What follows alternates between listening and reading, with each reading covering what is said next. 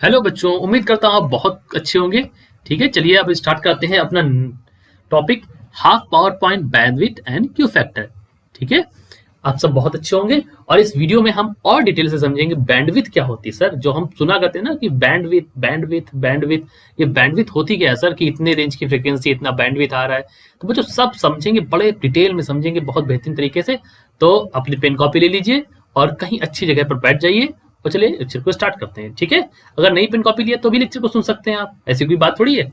और बस हम आपको सुनाने की कोशिश करेंगे। ठीक है, तो ये हमारा अल्टरनेटिव करंट का ही लेक्चर है और हम अल्टरनेटिंग करंट में आगे पढ़ रहे हैं। ठीक है बच्चों, देखिए बच्चों क्या होता है अल्टरनेटिंग करंट में, हम जानते हैं कि जो हमने एवरेज पावर ट्रांसफर किया है सर्किट को, वो कैसे ट्रांसफर किया है। एक ईएमएफ दी है हमने सर्किट को, और वह ईएमएफ क्या है बच्चों हमारी, वो ईएमएफ है ई बराबर ई not sine omega T.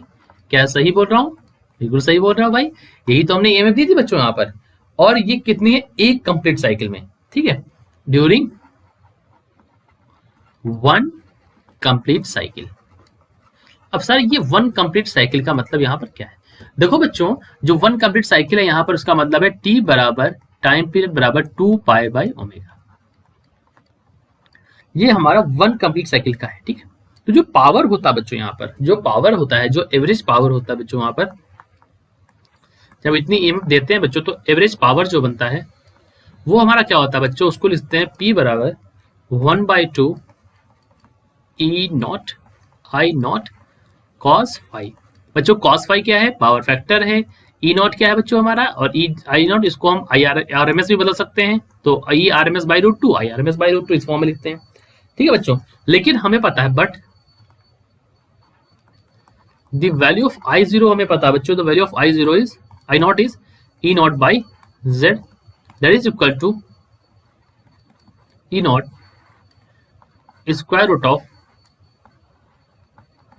Are square omega L minus 1/ओमेगा सी टू होल स्क्वायर। ठीक है बच्चों, तो ये हमारा क्या था, ये हमारी वैल्यू थी यहाँ पर। ठीक, ये वैल्यू हमें पता है कि आई ई नॉट बाई जेड की वैल्यू बच्चों ये हमें पता है। ठीक है, हमने एलसीआर सर्किट में देखा है। मैं इस बात कर रहा हूँ यहाँ पर एलसीआर सर्किट में देता हूँ, एलसीआर। ठीक है, एलसीआर सर्किट। ठीक है बच्चों, अब क्या है बच्चों, और यहाँ पे कॉस फाई की वैल्यू बच्चों हमारी क्या थी, बोलो जरा कॉस फाई की वैल्यू मैं बता देता हूँ। कॉस फाई बच्चों हमारा क्या है, पावर फैक्टर है। कॉस फाई को क्या बोलते हैं बच्चों, कॉस फाई हमारा क्या है, पावर फैक्टर। और कॉस फाई की वैल्यू बच्चों हमारी क्या थी, कॉस फाई की वैल्यू थी हमारे बच्चों E naught R by R square plus omega L minus 1/ओमेगा सी टू होल स्क्वायर, इसका स्क्वायर रूट। ये हमारी वैल्यू थी कॉस फाई की।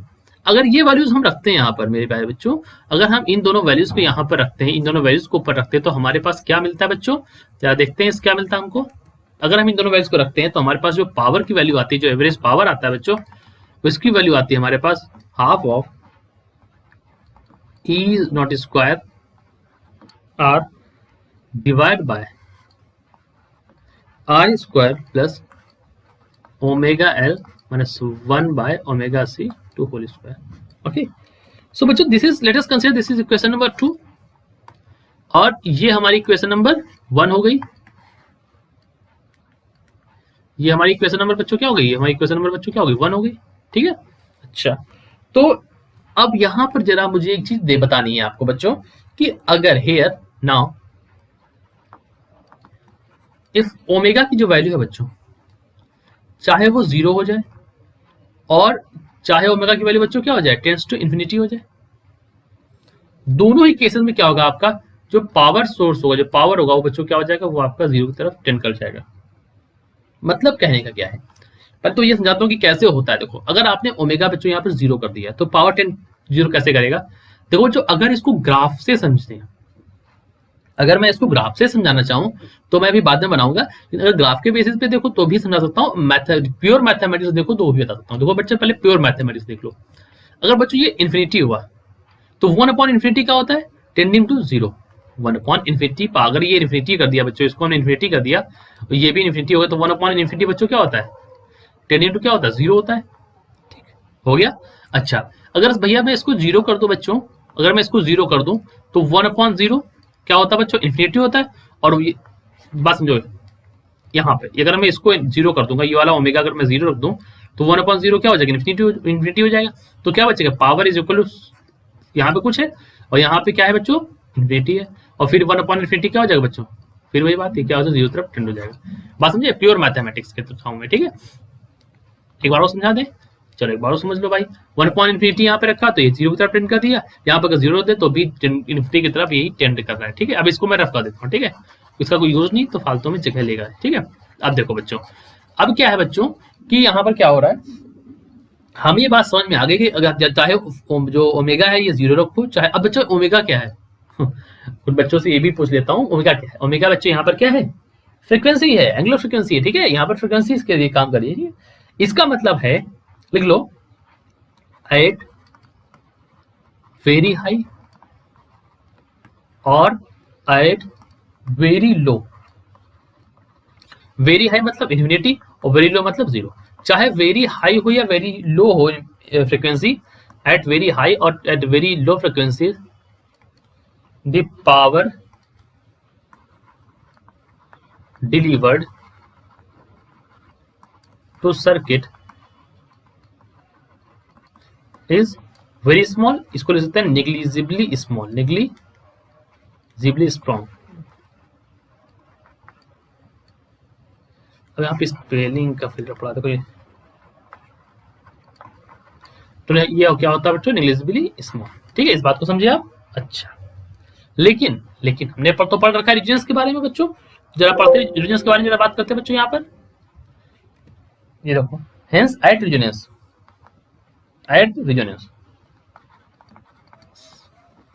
क्या पढ़ रखा बच्चों रीजन्स में हमने, जरा बताओ। अभी पिछले वीडियो में पढ़ा था सबने नोट्स बना लिए थे अच्छे से। When omega L is equal to 1/ओमेगा c, यही था, and omega is equal to omega naught, that is equal to 1/स्क्वायर रूट ऑफ एल सी। ये भी वैल्यू पिछली बार आई थी। ठीक है, तो इस केस में क्या होगा, अगर ऐसा ओमेगा नॉट बराबर 1/LC रख दें, तो डिनोमिनेटर जो होगा यहाँ पर, इसका डिनोमिनेटर बच्चों, जो इसका डिनोमिनेटर होगा हमारा, ये जो नीचे वाला टर्म होगा, ये डिनोमिनेटर इक्वेशन नंबर 2 का, ये हमारा क्या हो जाएगा बच्चों, अगर ओमेगा एल बराबर ओमेगा सी हो जाएगा, 1/ओमेगा सी, अगर ये हो जाएगा तो ये वैल्यू क्या हो जाएगी, 0 हो जाएगी। तो डिनोमिनेटर क्या हो जाएगा बच्चों, हमारा मिनिमम हो जाएगा। बात समझे इस चीज को, अगर डिनोमिनेटर बच्चों मिनिमम हो जाएगा यहाँ पर, तो क्या हो जाएगा यहाँ पर, तो जो पावर होगा वो क्या हो जाएगी, मैक्सिमम हो जाएगी।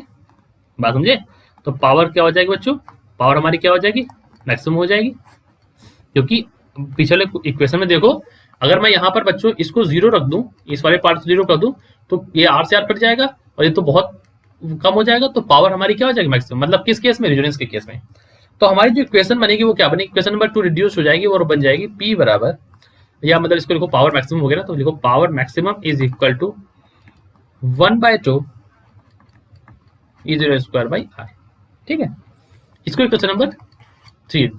ठीक है, अब इक्वेशन नंबर 2 और 3 को कंबाइन करते हैं। एक बार आपको दिखाते हैं इक्वेशन नंबर 2 दोबारा। P बराबर half E square R by R square plus 1/ओमेगा स्क्वायर ओमेगा L माइनस 1/ओमेगा C। अब इसको दोनों को कंपेयर करते हैं। इक्वेशन नंबर 3 ये है, तो फ्रॉम इक्वेशन 2 एंड 3 बाय या from equation number 2 and 3, equation number 2 और 3 से करते हैं बच्चों। तो हमारे पास क्या बचेगा, that P is equal to P max I square divide by R square plus omega L minus 1/ओमेगा C का होल स्क्वायर। ऐसे अब जरा समझा देता हूँ, परेशान हो, अरे बस वेट करो, एक बार समझाता हूँ। देखो ये वैल्यू जो है हाफ, ये वाली जो वैल्यू है ना, ये वैल्यू भी मैं दिखाता हूँ रिप्लेस करके तुमको, कैसे रिप्लेस किया मैंने। देखो ये वाला वैल्यू तुमको दिखाई दे रहा हाफ, अरे यही तो किया ना, बस रिप्लेस, इतना रिप्लेस कर दिया, काम हो गया।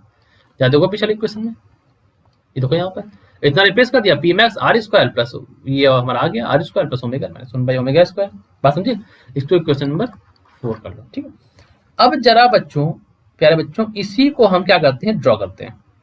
ठीक है, इसी को ड्रॉ करते हैं, तो ये दो मैंने ड्रॉ कर दिया आपके लिए, ये देखो। ठीक है, इसी कर्व को जरा हम ड्रॉ करते हैं, तो जरा कर्व को अच्छे से पढ़ो, कर्व को अच्छे से पढ़ो बच्चों, और देखो जरा कहाँ पे क्या मैंने चीज बता रखी है। ठीक है, आपको पता है कि जब कर्व हम देखते हैं, जब प्यारे बच्चों जब हम कर्व को देखते हैं, तो हमें पता है on the either side of maximum, ये हमारा क्या है, मैक्सिमम पीक है, और इस पीक की चाहे इधर देखो या पीक के इधर देखो, जो फ्रिक्वेंसी जो कर्व है वो बहुत ही शार्प डिक्रीज हो रहा है। मतलब इसे ओमेगा नॉट से यहाँ तक का, यहाँ से यहाँ तक का देखो आप, ओमेगा या नॉट हमारे यहाँ पे बच्चों। तो इधर से देखो शार्प इंक्रीज बढ़ रहा है, उधर शार्प फिर डिक्रीज हो रहा है, ठीक है। तो हमें मतलब कुछ ना कुछ दिख रहा है इस तरह से, ठीक है। इसका मतलब यह है कि इसका जो यूज है, इसका जो यूज है वो कहाँ किया जाता है, इसका यूज कहाँ किया जाता है बच्चों, इसका यूज किया जाता है रेडियो सेट में फाइबर फिल्टर्स बनाने के लिए। अभी समझाता हूँ अच्छे से, एक बार और समझ लो बच्चों कि when P is equal to P max, जब पावर मैक्सिमम के बराबर होता है, और व्हेन कह सकते हैं जब when circuit is at resonance, जब सर्किट रेजोनेंस में होता है बच्चों, तो मतलब क्या होता है, ओमेगा बराबर ओमेगा नॉट, ठीक है। इस केस के लिए तो जो कर्व है वो कर्व में क्या होता है, फॉल होता है। कर्व में फॉल देखते हैं दोनों तरफ, इस तरफ उस तरफ। तो इसका एप्लीकेशन किया जाता है, कहाँ पे किया जाता है, इसका एप्लीकेशन का लिख लो बच्चों पहले तो। ये तो मैं बोलूंगा फिर मैं आपको, मैं 2-3 बार बोलता हूँ, मेरी आदत पड़ी है बोलने की 2-3 बार एक चीज को, क्योंकि जब कोचिंग्स में ऐसा होता है बच्चों, पढ़ाता पड़ता है ना, तो फिर वहां मुझे कई बार बोलना पड़ता है, कहीं शोर हो जाता है, कहीं कुछ हो जाता है, कहीं कोई डिस्टर्ब हो जाता है बच्चा। इस वजह से एक चीज को 4 बार बोलने की आदत पड़ी है मेरी। उम्मीद करता हूँ और आपको कोचिंग वाला ही फील देना चाहता हूँ। एक बात और बता दूं बच्चा, कोचिंग में बच्चे बहुत ज्यादा सिलेक्शन लेते हैं, आगे ज्यादा बढ़ते हैं, और वही चीज अगर मैं ऑनलाइन में उतार दूं आपके लिए तो मजा आ जाएगा आपको, ठीक है। अच्छा, अब ये दोनों पॉइंट्स इस तरफ है, देखिए ओमेगा 1 ओमेगा 2, ठीक है, और ये हमें डिक्रीज दिखाई दे रहा है, ठीक है। अब यहाँ पे देखो ये क्या है, पावर मैक्सिमम बाई 2 ये है यहाँ पर, ये हमने सिमेट्रिकली इसको ड्रॉ कर रखा है, पी मैक्सिमम बाई 2 यहाँ, ठीक है बच्चों। आगे बढ़ते हैं, ठीक है। तो देखो बच्चों जो पॉइंट्स हैं ए और बी, ये जो पॉइंट्स हैं बच्चों हमारे ए और बी, इनको क्या बोलते हैं, इनको बोलते हैं हाफ पावर पॉइंट। लिख लो यहाँ पर, ए एंड बी को क्या बोलते हैं बच्चों, ए एंड बी को बोलते हैं, क्या बोलते हैं बच्चों, हाफ पावर पॉइंट्स बोलते हैं, ठीक है। और जिनकी फ्रीक्वेंसीज होती है उनको बोलते हैं हाफ पावर फ्रीक्वेंसी। जरा ए की फ्रीक्वेंसी बोलो बच्चा, प्यारे बच्चों, ए की तरफ की फ्रीक्वेंसी बोलो तो इसको बोल सकते हैं, ये देखो यहाँ इसके लिए बोलेंगे बच्चों omega 1 is less than omega 0। P के लिए बोले बच्चों तो omega 2 is greater than omega 0। इस तरह की फ्रीक्वेंसी है, इन फ्रीक्वेंसीज को हम बोलते हैं हाफ पावर फ्रीक्वेंसी, ठीक है। अच्छा, अगर यही बात मैं करंट के लिए ड्रॉ करता है यहाँ पर बच्चों, अगर graph of current versus omega draw करता है, यहाँ मैंने पावर वर्सेस ओमेगा ड्रॉ किया है, अगर मैं यही graph current versus omega draw करता, बात समझे ना बच्चों। यहाँ पे मैंने क्या ड्रॉ किया, यहाँ पर मैंने ड्रॉ कर रखा है बच्चों, यहाँ पर मैंने ड्रॉ कर रखा है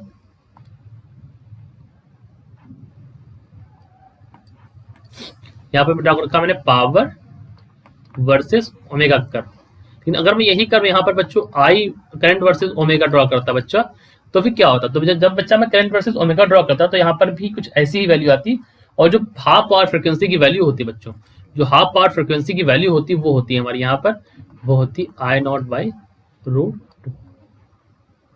मतलब कहने का यह है कि जो हाफ पावर होता वो 0.0707 0. ये बात मैंने बताई है आपको, अभी आपको नहीं याद आ रही तो फिर मैं समझाता हूँ। देखो तो जो हाफ पावर फ्रीक्वेंसीज होती है बच्चों यहाँ पर वो 0.707 आई नॉट, मतलब पीक की इतनी होती, हाफ पावर जो फ्रीक्वेंसी होती है बच्चों वो पीक फ्रीक्वेंसी की इतनी होती, ठीक है। जो हाफ पावर फ्रीक्वेंसी होती है वो इतनी होती है, ठीक है बच्चों। इस बात को समझाना जरूरी था यहाँ पर, ठीक है। अच्छा, ओमेगा 1 और ओमेगा 2 सर यहाँ पे क्या कहते हैं, ओमेगा 1 सर ये ओमेगा 1 और सर ये ओमेगा 2, इनको क्या बोलते हैं, तो सर तो ओमेगा 1 बच्चों और ओमेगा 2 बच्चों, ओमेगा 1 एंड ओमेगा 2 को यहाँ पर बोलते हैं बच्चों अब lower and upper cut off frequencies. क्या बोलते हैं बच्चों, lower and upper cut off frequencies, ठीक है। जैसा कि आप देख भी रहे हैं इसी तरह से बोलते हैं इनको। और जो बच्चों बीच की जो फ्रिक्वेंसी होती है डेल्टा ओमेगा, मतलब ओमेगा 1 और ओमेगा 2 के बीच की फ्रिक्वेंसी, मतलब ओमेगा 1 से लेकर के ओमेगा 2 के बीच की फ्रिक्वेंसी, इनको बोलते हैं यूजफुल फ्रिक्वेंसीज। तो ये सब समझाऊंगा यूजफुल फ्रिक्वेंसीज क्यों बोल रहे हैं बच्चे, यही तो काम आती है ना, ये जो बीच वाली यूजफुल फ्रिक्वेंसी है यही आपकी जो ट्यूनिंग करते हैं ना रेडियो सेट में। अब आप सोचेंगे सर ये तो जो रेडियो सेट में ट्यूनिंग ये तो हम करते नहीं, अब तो ऑटो ट्यूनर आ गए। देखो बच्चों जो ऑटो ट्यून, जैसे आप समझ नहीं रहे, जैसे आपने अपने मोबाइल में खोला, ये आपका मोबाइल है और इसमें आपने FM खोला, क्या आपने फ्रिक्वेंसी मॉड्यूलेटर खोला, फ्रिक्वेंसी मॉड्यूलेशन वाला जो ऐप है उसको आपने खोला और आपने ऑटोमेटिकली यहाँ पे प्रेस किया और चैनल सर्च करके आपको दे देता है, अगर आप एफएम सुनते हो तो। लेकिन पहले नहीं हो सकता, पहले हमारे पास क्या होता था, हमारे पास इस तरह का रेडियो होता था, अभी भी कुछ लोग सुनते होंगे इस रेडियो से। इसमें हम इसको चैनल को चेंज करते हैं और फ्रिक्वेंसी सेट कर लेते हैं, यहाँ पर एक फ्रिक्वेंसी जो आती है ऑटोमेटिकली उसी फ्रिक्वेंसी की ये लेता है और उसके बाद चलने लगता है। लेकिन आजकल ऑटोमेटिक सिस्टम आ गया बच्चों, ये लगभग सब यूज इसी का करते हैं, बस ये ऑटोमेटिकली है, सेट कर रहा है अपने आप को, और यहाँ पर क्या है हमें सर्च करना पड़ता है। ठीक, अभी भी हमें कई बार ऐसा नहीं होता कि हमेशा, अभी अगर मैं 98.3 सुनना है तो वी विल ट्यून टू 98.3 और 90 जो भी चलता है इसमें 92.7 बिग एफएम जो भी इस तरह की चीजें होती हैं, तो हमें ये सब चीजें करनी पड़ती है। ठीक है, और इसी के बीच को ओमेगा 2 और ओमेगा 1 के रेफरेंस को क्या बोलते हैं, डेल्टा ओमेगा। ठीक है, और ये बच्चों ये हमारे क्या यूजफुल फ्रिक्वेंसी को दिखाता है। अब देखो बच्चों, यही जो ओमेगा डेल्टा ओमेगा है, यही हमारा क्या कहलाता है बच्चों, तो यही हमारा डेल्टा ओमेगा जो है यहाँ पर क्या बन जाता है, बैंड विथ। क्या है बच्चों, बैंड विथ। बात समझे क्या हुई बैंड विथ, समझ पाए इस चीज को, बैंड विथ। ठीक है, क्या समझे बैंड विथ को, इसके बाद डेफिनेशन लिखा आता है ना, अच्छे से समझाता हूँ थोड़ा। बैंड विथ बड़ा सुनते हैं बच्चे टीवी में, बैंड विथ, या मतलब कहीं किसी से बात की तो बैंड विथ समझ लो बच्चों बैंड विथ क्या होती है। देखो बच्चों, बैंड विथ नाम से कल समझ में आ रहा है कि डेल्टा ओमेगा की ही बात कर रहा है, कि बैंड की चौड़ाई, मतलब ये जो बैंड है आपका इसकी चौड़ाई, ये जो चौड़ाई है आपके यहाँ से यहाँ तक ये जो चौड़ाई है, ठीक है, मतलब बैंड की चौड़ाई क्या बात कर रहा है बेटा, यहाँ पर बैंडविड्थ की बात कर, ठीक है, ये यहाँ पर यही हमारी डेल्टा ओमेगा है कि नहीं बच्चों, ये है। अच्छा तो लिख लो बच्चों इसको अपनी कॉपी में। देखो बैंडविड्थ को क्या बोलते हैं बच्चों यहाँ पर, तो बैंडविड्थ लिख लो, the bandwidth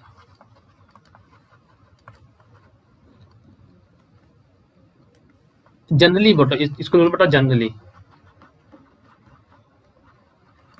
represents the distance between 2 points in the frequency domain, represents the distance। तो बच्चों यहाँ मैंने आपके लिए लिख दिया, थोड़ा सा वीडियो पॉज करके, तो मैं इसको समझा देता हूँ। देखो लिखा है मैंने, द बैंडविड्थ और generally represents the distance between 2 points in a frequency domain where the signal is 1 by √2 times the maximum signal amplitude।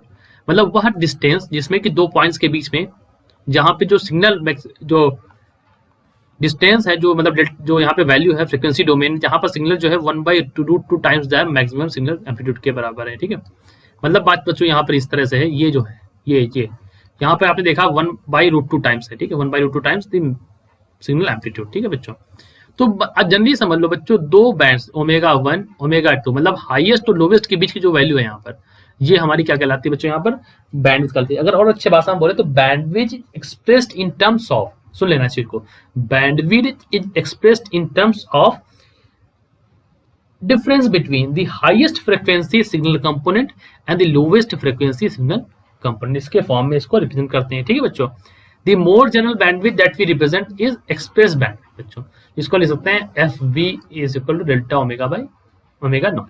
ठीक है बच्चों, जो वॉइस होती है उसकी जो बैंडविड्थ होती है वो 3 किलोहर्ट्ज, और जो अनलॉक टीवी है उसकी बैंडविड्थ होती है 6 किलोहर्ट्ज।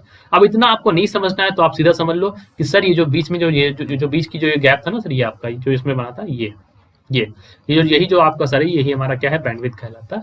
ठीक है, थोड़ा सा डिटेल में चला गया। अब बच्चों मैं आपको ले चलता हूँ, ज्यादा इंपॉर्टेंट नहीं, मतलब मैंने समझा दिया, लेकिन अब मैं जो आपको बताना चाहूँ थोड़ा सा उसको समझ लेना अच्छे से बच्चों। यहाँ पर मैं आपको डेल्टा ओमेगा जो यहाँ पे लिखा है ना बच्चों, इसकी वैल्यू निकलवाऊंगा, ये जो आपका डेल्टा ओमेगा है ना बच्चों, इसकी वैल्यू निकलवाऊंगा, ये वाला इसकी वैल्यू निकलवाऊंगा बच्चों। ठीक है, तो देखो अब हेडिंग डाल लो बच्चों, कैलकुलेशन ऑफ बैंडविड्थ, क्या डाल लो, calculation of bandwidth, calculation of bandwidth in terms of L and R। Band को कैलकुलेट कैसे करते हैं बच्चों, इस बात को मैं आपको सुनाना चाहता हूँ। यहाँ पर देख लीजिए बच्चों एक मिनट, ये देखिए बच्चों, देखो बच्चों क्या है कि एट हाफ पावर पॉइंट, जब एट हाफ पावर पॉइंट आपने देखा था, एट हाफ पावर पॉइंट्स क्या होता बच्चों, P बराबर क्या था बच्चों, P मैक्सिमम बाय 2 था बच्चों यहाँ पर। ठीक है, तो हम इसको लिख सकते हैं क्वेश्चन नंबर 4 जो मैंने बच्चों यहाँ बनाई थी, आपकी क्वेश्चन नंबर 4 जो थी बच्चों, कहाँ गई, जो इक्वेशन है 4 थी बच्चों, ये वाली इक्वेशन है बच्चों, इसको यहाँ पर क्लिक करते हैं। देखो तो यहाँ पर बच्चों जो इक्वेशन बनती है उसको लिख सकते हैं हम लोग, that P max by 2 is equal to P max R square divide by R square plus omega L minus 1 by omega C का होल स्क्वायर। ठीक है, विच गिव्स, इससे हमें बच्चों क्या मिलता है, दैट गिव्स, इससे बच्चों हमें मिलता है that omega L minus 1 by omega C is equal to plus minus R. ठीक है, लेकिन हमें पता है बच्चों, बट ओमेगा नॉट की वैल्यू बच्चों क्या होती है, 1 by square root of L C होती है बच्चों। तो फिर क्या होगा बच्चों, फिर मैं लिख सकता हूँ that omega square minus omega naught square is equal to plus minus R by L omega. ठीक है बच्चों, इस चीज को मैंने दिया। अब आप सोच रहे हो सर ये कहाँ से आ गया बच्चों, मैंने जो यहाँ पे ओमेगा था ना, ये वाला ओमेगा, ये सब ओमेगा को, इसको मैंने ना ओमेगा नॉट से रिप्लेस किया यहाँ पर। ठीक है, मैंने ओमेगा नॉट का यहाँ पे किया, तो उसके बाद ओमेगा से मैंने इसको रिप्लेस किया। ठीक है, यहाँ पर जो था मतलब ये जो 1 बाई एल सी था ना बच्चों, यहाँ पे ये जो यहाँ पे सी यूज किया, यहाँ पर बच्चों एल यूज किया, यहाँ पे इस एल और सी को यहाँ से हटाओ बच्चों, तो इस एल और सी को यहाँ से मैंने रिप्लेस कर दिया। समझे, ये जो omega L minus 1 by omega C था ना बच्चों, तो मैंने इस ओमेगा नॉट को यहाँ पे रखने के लिए मैंने इससे एल की वैल्यू यहाँ पे निकाली, यहाँ से एल की वैल्यू निकालो और यहाँ से बच्चों सी की वैल्यू निकालो और इन पे रखो, तो इक्वेशन आपकी आ जाएगी। ठीक है, और ये जो ओमेगा उधर गया ना, ये इन्हीं से बचा हुआ था, उधर चला गया। ठीक है बच्चों, ये आर बाई एल जो आया ये सब उधर से आ गया। ठीक है बच्चों, ठीक, अब हमारी क्या बन गई बच्चों, ये क्वाड्रेटिक इक्वेशन बन गई। ठीक है, तो इस क्वाड्रेटिक इक्वेशन को सॉल्व करते हैं। मैं आपको बताना चाहता हूँ कि ये बहुत इंपॉर्टेंट है जो मैं निकालने जा रहा हूँ। ठीक है बच्चों, इसको थोड़ा समझ लो अच्छे से। तो इसको लिख सकता हूँ बच्चों में omega square plus R by L omega minus omega naught square बराबर 0। ये क्वाड्रेटिक इक्वेशन बन गया बच्चों। इसको लिख सकते हैं हम omega square minus R by L omega minus omega square बराबर 0। इसमें बच्चों क्या होगा, एक का पॉजिटिव निगेटिव रूट होगा, वैल्यू आएगी। तो इनकी दो वैल्यू सॉल्व करेंगे ना, तो दो वैल्यूज आती है ओमेगा इसकी, एक पॉजिटिव आती है बच्चों, एक पॉजिटिव रूट, एक निगेटिव रूट आती है। ठीक, किसी भी क्वेश्चन सॉल्व करो तो हम लिख सकते हैं बच्चों ओमेगा 1 की वैल्यू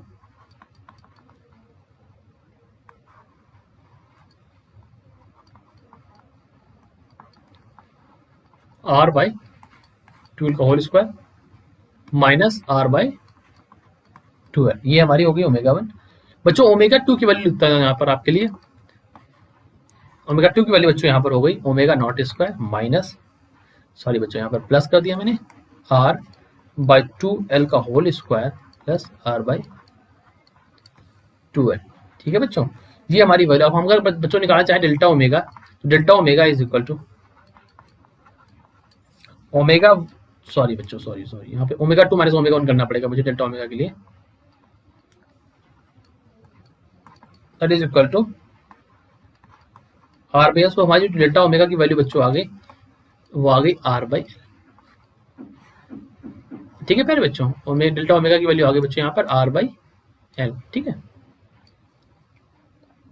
समझे बच्चों, इसका मतलब ये है जो डेल्टा ओमेगा है वो क्या है, difference in two half power frequencies. What is delta omega, वो है delta omega is difference in two half power frequencies. ठीक है, मतलब f2 माइनस f1 है डेल्टा ओमेगा की वैल्यू बच्चों। f1 की वैल्यू बच्चों क्या है, f1 की वैल्यू है बच्चों ओमेगा 1 बाई 2 पाई। f2 की वैल्यू क्या है बच्चों, f2 की वैल्यू है बच्चों ओमेगा 2 बाई 2। ये हमारी वैल्यूज है बच्चों। ठीक है, for smaller values of R the bandwidth is small. ठीक है, अगर स्मॉलर वैल्यूज, अगर आर की वैल्यू स्मॉल कर दे बच्चों यहाँ पर, तो जो बैंडविड्थ है वो जो ओमेगा 2 माइनस ओमेगा 1, ये भी क्या हो जाएगा बच्चों, ये बच्चों हमारा क्या हो जाएगा, स्मॉलर हो जाएगा। ठीक ठीक, और कर्व जो होगा बहुत सॉर बनेगा, बहुत शार्प बनेगा। जो कर्व हमारा बनेगा, जो ये वाला कर्व है ना बच्चों, ये बहुत ही शार्प बनेगा, मतलब इन द सेंस कि थोड़ा सा ऐसे बनेगा, शार्प हो गया। ये हमारा कर्व क्या होगा, थोड़ा सा शार्प बन जाएगा बच्चों, इस तरह से चीजें हो जाएंगी।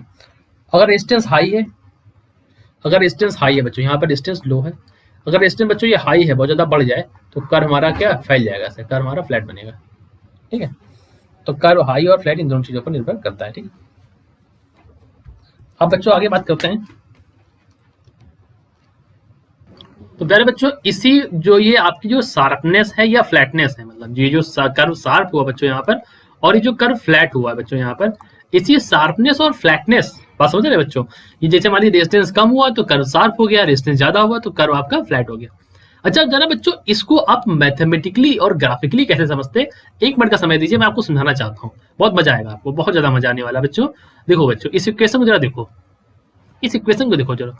अगर बच्चों इस इक्वेशन के अकॉर्डिंग ग्राफ को हम ड्रॉ करें, इस इक्वेशन के अकॉर्डिंग अगर बच्चों इस इक्वेशन से आप ग्राफ ड्रॉ कर ले जाए तो ग्राफ से बच्चों आपको समझ में आएगा कि जो पावर के साथ है ना वो आर स्क्वायर इंक्रीज और कर रहा है। बात समझ रहे बच्चों? R square power directly proportional है पी मैक्स के डायरेक्टली प्रोपोर्शनल बच्चों। तो जब ग्राफ को ड्रॉ करोगे ना तो आर पर डिपेंड कर रहा है कुछ हद तक, या मतलब काफी हद तक। लेकिन बच्चों किस किस मेथड पर डिपेंड कर रहा है? आर स्क्वायर के टर्म्स में। देख रहे हो बच्चों, आर स्क्वायर के डिपेंड कर रहा है। तो प्यारे बच्चों यहाँ पर जैसे ही ये रेजिस्टेंस डिक्रीज होगा ना तो कर्व में अचानक ही शार्पनेस आती है, क्योंकि आर स्क्वायर था ना वहां पर, तो शार्पनेस आती है। और जब ये इंक्रीज करेगा तो कर्व में फ्लैट ज्यादा आता है। इसी बच्चों इसी शार्पनेस और फ्लैटनेस को दिखाने के लिए, ठीक है, या ऐसे बोलो कि there is a quality factor term, इसको लिखते हैं बच्चों क्यू फैक्टर, या इसको और भी बोलते हैं बच्चों, इसको और बोलते हैं क्वालिटी फैक्टर। तो इसका काम क्या होता है बच्चों, क्यू फैक्टर और क्वालिटी फैक्टर का काम क्या होता है बच्चों? So the sharpness of resonance, the sharpness of resonance is quantitatively described by a dimensionless number, quantitatively described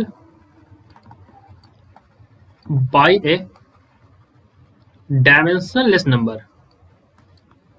वैसे में राइटिंग बहुत अच्छी है लेकिन पता नहीं अभी यहाँ पे क्यों गड़बड़ आती है पैड में, ठीक है। डिस्क्राइब बाय डायमेंशनलेस नंबर, ठीक है, इसको हम लिखते हैं क्यू फैक्टर से, ठीक है। और क्यू फैक्टर को बच्चों अगर हम लिखना चाहें तो ऐसे लिखते हैं Q factor is equal to resonant bandwidth, resonant bandwidth क्या होती है बच्चों? resonant bandwidth जरा बताओ, ओमेगा 0 ओमेगा नॉट, ठीक है। और बच्चों बैंडविड्थ क्या होती है? बैंडविड्थ को लिख सकते हैं बच्चों डेल्टा ओमेगा से, ठीक है। मतलब क्या है बच्चों, ओमेगा नॉट की वैल्यू क्या है बच्चों? 1/√f L C, और डेल्टा ओमेगा की वैल्यू क्या है बच्चों? L/R हमें निकाली थी पीछे अभी।